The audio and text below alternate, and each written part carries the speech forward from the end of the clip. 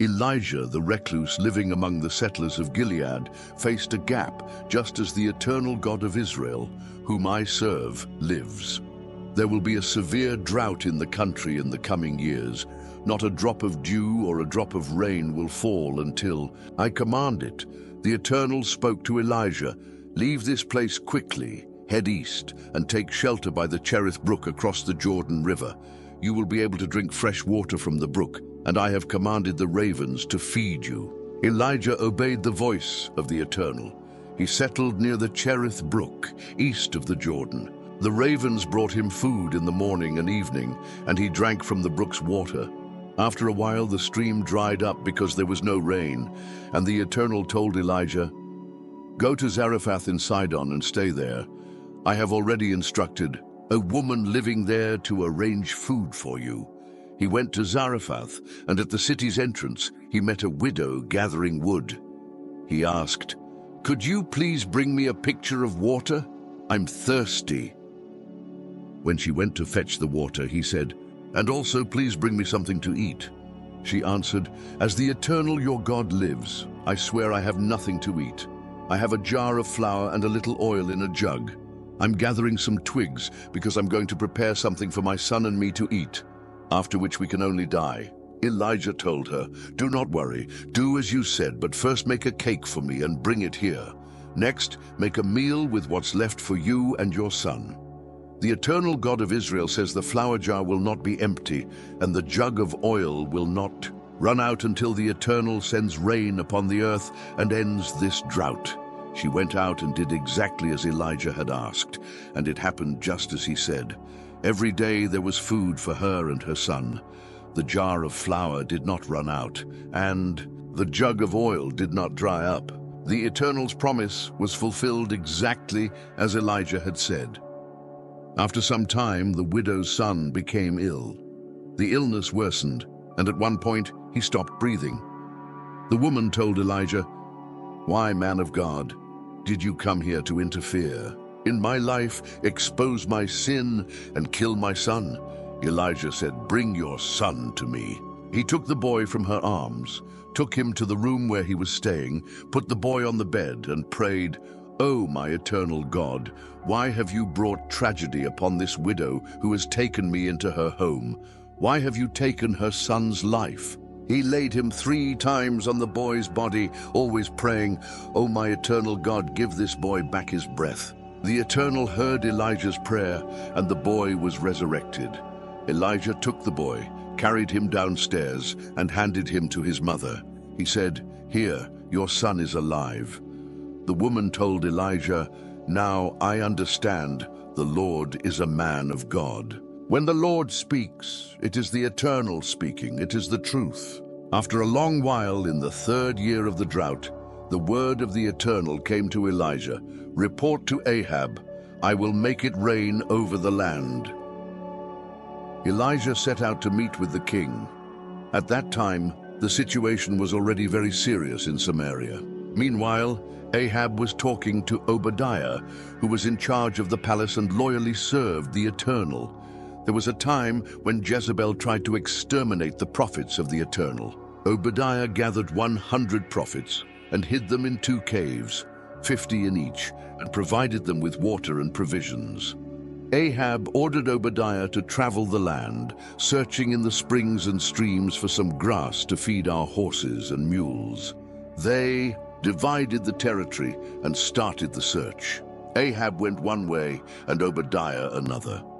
Obadiah went down a path and ran into Elijah. Obadiah bowed down in reverence and exclaimed, "Is it really you, Elijah, my lord?"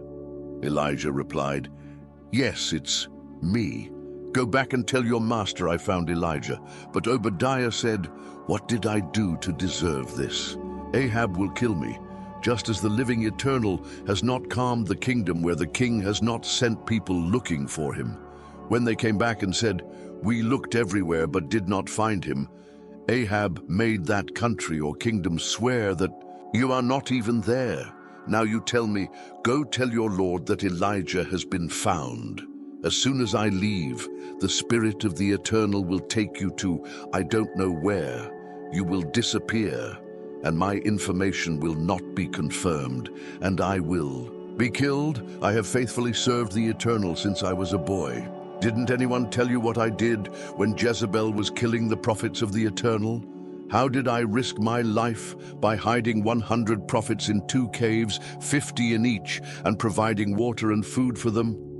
Now you want me to expose myself, saying to King Ahab, Elijah has been found. He will certainly kill me. Elijah said, just as the Lord of hosts, the angels whom I serve, lives, today I will present myself to King Ahab. So Obadiah immediately went to tell the king the news. Ahab went to meet Elijah. As soon as he saw Elijah, Ahab exclaimed, Is it you, troubler of Israel? Elijah replied, It wasn't me who brought this calamity upon Israel. It was you and your government. You have abandoned the ways of the Eternal and his commandments to follow the Baals. Gather all of Israel at Mount Carmel. Do not let Jezebel's protected ones be missing. 450 prophets of Baal and 400 prophets of the goddess of prostitution, Asherah. Ahab called all the people of Israel, especially the prophets, to gather at Mount Carmel. Elijah challenged the people, How long will you stay on the fence? If the Eternal is the true God, follow the Eternal. But if it's Baal, follow Baal. Make up your minds. No one answered anything. The people did not even move. Elijah said, I am the only prophet of the Eternal left in Israel, but there are 450 prophets of Baal. Let the prophets of Baal bring 2 bulls, kill one, and arrange the meat on the altar with wood, but do not light the fire. I'll prepare the other bull and arrange it on the wood, but I will not light the fire. Then you call on your gods, and I will call on the Eternal. The God who answers with fire, it is indeed God. Everyone agreed, good idea, let's do that. Choose the bull and prepare it. You go first, since you are the majority. Call upon your God, but do not light the fire. They took a lamb, prepared the animal for the sacrifice, and cried out to Baal. They cried out all morning, O Baal, answer us. But nothing happened. No sign of response. Desperate, they jumped and danced around the altar. At noon, Elijah started mocking them. Shout louder! After all, he is God. Maybe he is meditating somewhere or busy with some work. You see, he might be traveling. You don't think he's sleeping and missed the time, do you?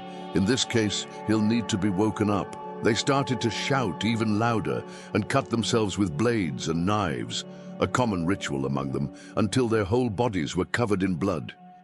They kept at it until the afternoon, performing all the rituals and tricks they knew until the afternoon sacrifice time. But nothing happened, no sign of response. Finally, Elijah said to the people, Enough, now it's my turn. Come here. They gathered around him. He rebuilt the altar that was already destroyed. He chose 12 stones, one for each tribe of Jacob, the same Jacob to whom the Eternal had said, From now on, you will be called Israel. Elijah made an altar with the 12 stones in honor of the Eternal, then dug a wide ditch around the altar, placed the wood on it, prepared a young bull, and arranged the meat on the wood. Then he gave the order, Fill the buckets with water and pour it over the ox and the wood. He ordered again, Do it again. They did. He said, Again, do it one more time. And they did. The altar was soaked, and the ditch was full of water. At the time of the sacrifice, the prophet Elijah approached the altar and prayed, O eternal God of Abraham, Isaac, and Israel, let it be known today that you are God in Israel, that I am your servant, and that I do these things by your command. Answer me, O Eternal, and answer me, and show this people that you, O Eternal, are giving them a chance to repent. Right then, the fire of the Eternal fell and burned the offering, along with everything, the rocks, the earth, and even the water. In the ditch, the people saw what happened, and all bowed down in wonder and exclaimed, The Lord is God, the Lord is God. Elijah said, Seize the prophets of Baal, let none escape. The people captured them, and Elijah sent them to the Kishon stream, where they were killed. Elijah said to Ahab, "Get up, eat and drink. It's time to celebrate. The rain won't take long. I can already hear its noise." He finished and got up, ate and drank. Meanwhile, Elijah went up to the top of Carmel, knelt down to pray with his face between his knees, and said to his helper, "Stand up, look towards the sea." He looked and told Elijah, "I don't see anything." Elijah said, "Keep looking, if necessary. Look 7 times." On the 7th time he said, "I see a cloud rising from the sea. It is very small, the size of a person's hand." Elijah ordered, "Run and tell Ahab, saddle a donkey and descend the mountain before the rain catches you." Everything happened so fast. The sky darkened, and the wind blew the clouds until it started to rain heavily. Meanwhile, Ahab set off by chariot for Jezreel. The Eternal gave extraordinary strength to Elijah, who tied up his cloak belt and ran ahead of Ahab's chariot until reaching Jezreel.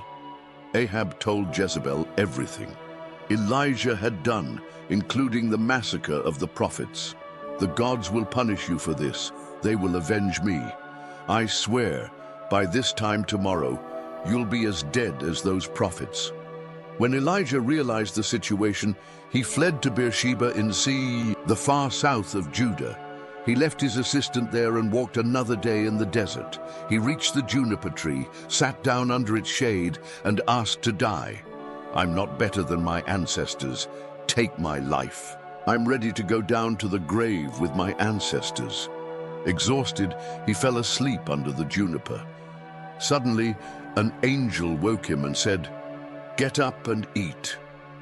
Looking around, to his surprise, he found near his head a loaf of bread baked on coals and a jar of water. He ate and went back to sleep.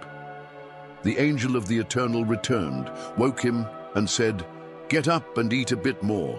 You have a long journey ahead." He got up, ate, drank, and left. Sustained by the food, he walked for 40 days and 40 nights until he reached Horeb, the mountain of God. Arriving there, he entered a cave and slept. The word of the Lord came to him. "What are you doing here, Elijah?" He answered, "I have dedicated my life entirely to the Lord of the hosts of angels." The people of Israel broke their covenant, destroyed places of worship, and killed their prophets. "I'm the only one left, and now they want to take my life too." The Eternal said, "Go out and stand on the mountain before the Eternal. The Eternal will pass by." A very strong wind swept over the mountain, breaking and shattering the rocks before the Eternal, but the Eternal was not in the wind. After the wind came an earthquake, but the Eternal was not in the earthquake. After the earthquake came the fire, but the Eternal was not in the fire. Finally, after the fire, a gentle breeze began to blow. When Elijah felt the breeze, he covered his head with his cloak, went to the cave entrance, and waited there. A soft voice said, "Elijah, tell me again, what are you doing here?" Elijah repeated, "I have devoted my entire life to the service of the eternal Lord of the hosts of angels. Because the people of Israel abandoned their covenant, destroyed places of worship, and killed their prophets, I'm the only one left, and now they are trying to take my life too."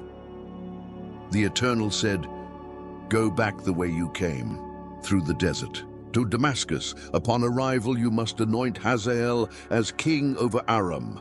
Then anoint Jehu, son of Nimshi, as king of Israel. In the end, you must anoint Elisha, son of Shaphat, from Abel Meholah to succeed you as prophet. Whoever escapes from Hazael, Jehu will kill. Whoever escapes from Jehu, Elisha will kill. Meanwhile, I will preserve 7,000 people who have not bowed to the god Baal and whose lips have not kissed his image." Elijah found Elisha, son of Shaphat, in a field where 12 yoke of oxen were plowing. Elisha was leading one of them. Elijah approached and placed his cloak over Elisha. Elisha left the oxen and started walking with Elijah, but suddenly asked, "Please let me say goodbye to my father and my mother, then I will go with you." Elijah replied, "Go, but do not forget what I have just done to you." Elisha returned, slaughtered the 2 oxen, using the plow for firewood. He cooked the meat and threw a farewell party. Then he went with Elijah, becoming his. After that, it happened that Naboth from Jezreel owned a vineyard next to Ahab's palace, the king of Samaria. One day, the king asked for Naboth's vineyard, saying, "Give me your vineyard so I can turn it into a garden, since it's next to my palace. I will exchange it for a much better vineyard, or if you prefer, I will pay in cash." But Naboth replied to Ahab, "The Eternal spare me from selling the land, which is the family inheritance." Ahab went home sulking because of Naboth's answer. "I will never surrender the family's inheritance to the master." He went to bed and refused to eat. His wife Jezebel asked, "What's happening? Why are you like this, not wanting to eat?" He said, "I spoke with Naboth of Jezreel and asked him, 'Give me your vineyard. I will pay for it or exchange it for another vineyard.' But he told me, 'I will never surrender my vineyard to the Lord.'" Jezebel said, "And should the king of Israel worry about this? Aren't you the one in charge here? Get up, eat, and cheer up. I will take care of it. I will get Naboth's vineyard for you." She wrote letters to all the authorities and city. Leaders of Naboth's city signed it for the king and put the official seal on the letter. She wrote, "Call for a day of fasting and place Naboth in a prominent place. Place 2 ill-natured individuals by your side to accuse him. They will accuse him, saying he has blasphemed against God and the king. Then they will take him out of the city and stone him to death." That's what they did. The city's most influential men followed Jezebel's instructions as written in the letter. They called for a day of fasting and put Naboth in a place of honor in front of everyone. The 2 men accused him, saying he cursed God and the king. His peers took him outside and stoned him brutally. When Jezebel learned that Naboth had been stoned to death, she told Ahab, "Take possession of Naboth's vineyard in Jezreel, the vineyard he denied you. Naboth is dead." When she heard that Naboth had died, she went out to take possession of the vineyard. Then the word of the Lord came to Elijah the Tishbite, "Get up and go to the capital of Samaria, the king of Israel. You will find him at Naboth's vineyard. He's there to take possession of the property. Tell him, 'Thus says the Eternal, what is happening here? First murder, then theft.' Then tell him, 'Thus says the Eternal, in the same place where the dogs licked Naboth's blood, they will lick yours as well.'" Ahab said to Elijah, "You found me, my enemy." Elijah replied, "Indeed, I found you, and since you sold yourself to commit this error against the Eternal, he says, 'I will destroy you and annihilate your descendants, killing all who are male and have any relation to the name of Ahab. I will do to you what I did to Jeroboam son of Nebat and to Baasha son of Ahijah. You have provoked my anger by leading Israel into sin.'" As for Jezebel, the Lord says, "Dogs will devour Jezebel by the wall of Jezreel. All belonging to Ahab's family who die in the city will be devoured by dogs, and those who die in the field will be devoured by the ravens." Ahab, influenced by his wife Jezebel, committed all kinds of sin against the Eternal. He was much worse than his predecessors, indulging in wicked acts before idols, like the Amorites whom the Lord had driven out from the land of Israel.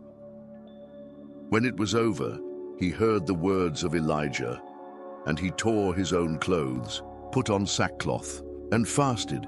He even slept in sackcloth and walked with his head down. Then the Eternal spoke to Elijah the Tishbite, "Notice that Ahab has humbled himself before me because of his repentance.